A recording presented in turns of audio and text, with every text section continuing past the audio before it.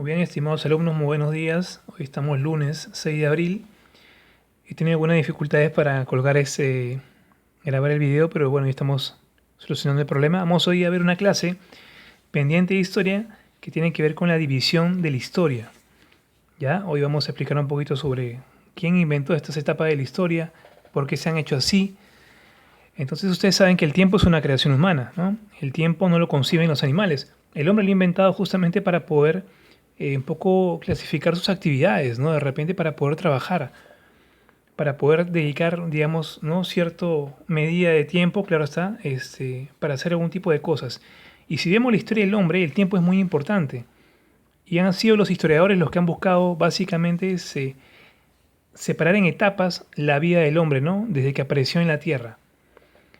Esas etapas tienen diversos nombres, pueden ser edades, pueden ser de repente periodos, ¿no? Etcétera, ¿no? Entonces aquí vamos un poquito entonces a explicar brevemente un poco ese tema del tiempo y la división de la historia.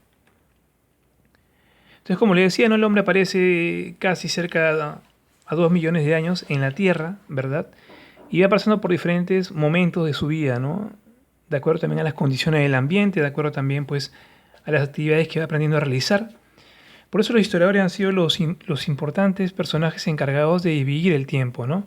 Y lo han podido dividir el tiempo histórico en ciertas etapas. Vamos a ver 3 etapas fundamentales. La primera es la etapa cristiana, que es la división más conocida. Luego vamos a ver la etapa o división tradicional, que se divide en prehistoria e historia, y luego la división por edades.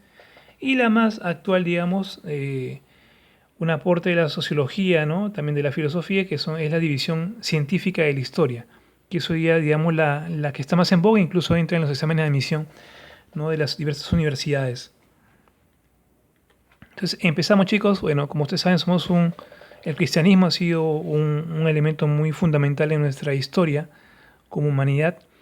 Y una de las primeras divisiones de la historia ha sido la división cristiana o era cristiana, ¿no? Que divide la historia de acuerdo a un punto importante, el nacimiento de Jesucristo, ¿no? Todo el periodo anterior al nacimiento de Jesucristo se denomina antes de Cristo, y todo el tiempo posterior al nacimiento de Cristo se llama, ¿no? O se clasifica como después de Cristo.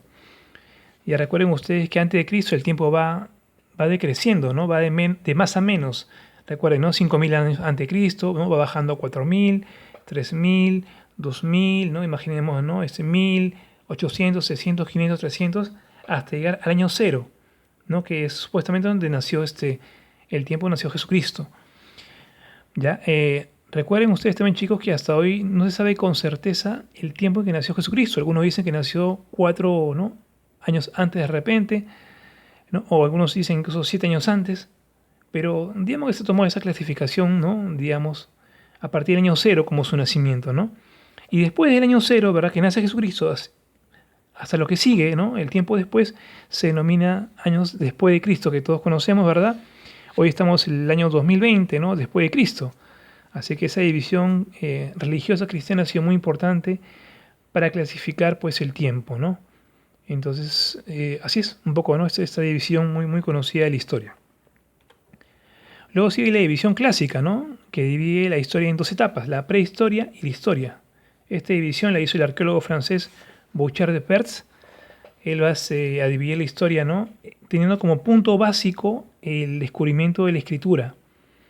Todo el tiempo donde el hombre no conocía la escritura lo va a denominar prehistoria, y el tiempo donde el hombre aprende la escritura y aparece en las civilizaciones lo va a llamar historia. Ya el tiempo de la prehistoria se divide en 3 etapas, que es, ¿no? La edad de piedra, con el paleolítico y neolítico, y la edad de los metales, ¿no? En esta época recuerden que el hombre solo sabía cazar y recolectar, no usa las piedras, las va a pulir para hacer armas, ¿verdad? Puntiagudas para poder cazar, para poder pescar también. Entonces, esa etapa donde conoce la piedra y la utiliza se llama edad de piedra, y cuando el hombre descubre los metales, ¿verdad? Y los comienza a manejar con el fuego, de repente incluso a mezclarlos, se llama aleación, se va a denominar edad de los metales. Y después, como le digo, el hombre inventa la escritura, recuerden, se aproxima que aparece en Mesopotamia, en la cultura sumeria, ¿verdad? Los inventores de la escritura, ¿no? La escritura cuneiforme. Ahí empieza la historia, como les comentaba, ¿no? Pues sí, aparecen en la aparición de las grandes civilizaciones, ¿no? Mesopotamia, Egipto, ¿verdad? Los griegos, los romanos y así, etcétera, ¿verdad? Entonces, recuerden esta división, prehistoria e historia, ¿no? Teniendo como punto básico la invención de la escritura. Bien, luego sigue la etapa más conocida de todos, que es las famosas edades, ¿no? Edades de la historia, edad antigua, media, moderna y contemporánea. Recuerden que esta división la hizo un intelectual alemán llamado Cristóbal Keller. Él va a dividir pues, el tiempo en 4 etapas fundamentales, pero teniendo como punto de partida la historia de Europa. ¿No? Cristóbal Keller no toma en cuenta la historia de América, ¿no? Entonces, eso es un poquito también discriminatorio. Por eso, para algunos historiadores, de repente esta división no es muy justa, digamos, pero igual es conocida y la hemos estudiado en un momento, ¿no? Recuerden la edad antigua, ¿no? Aparece con la invención de la escritura de 4000 a.C. hasta el año 476, donde cae el Imperio Romano, ¿no? Una parte del imperio cae. El Imperio Romano de Occidente cae en ese año, producto de las invasiones bárbaras.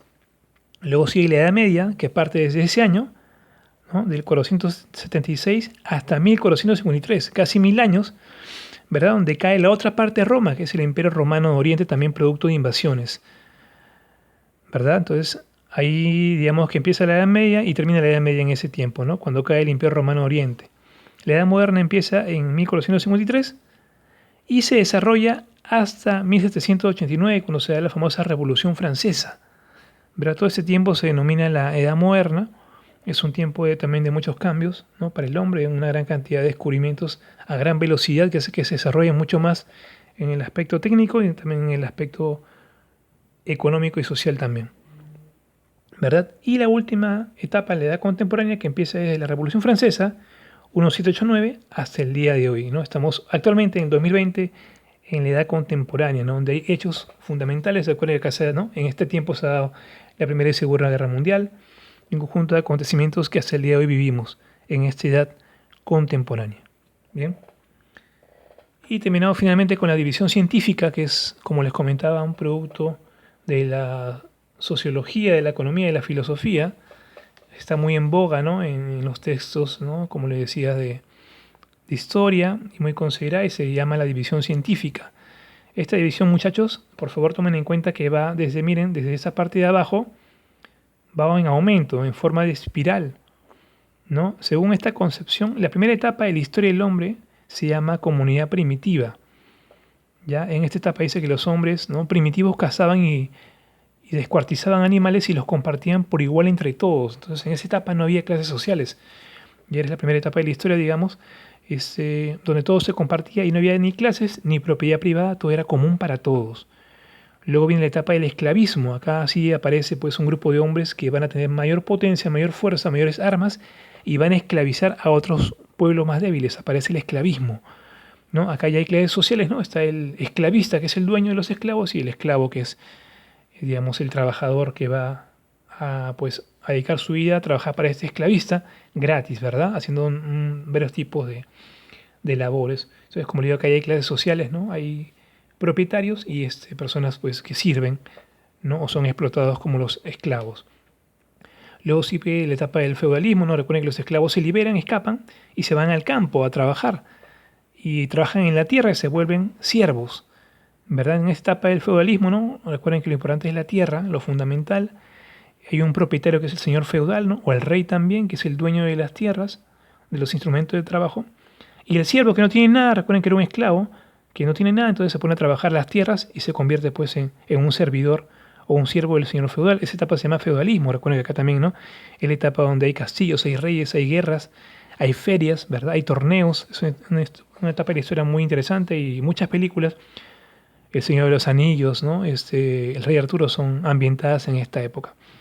Y luego el tiempo no avanza y aparece el capitalismo, que es la época en que vivimos hoy día, ¿no?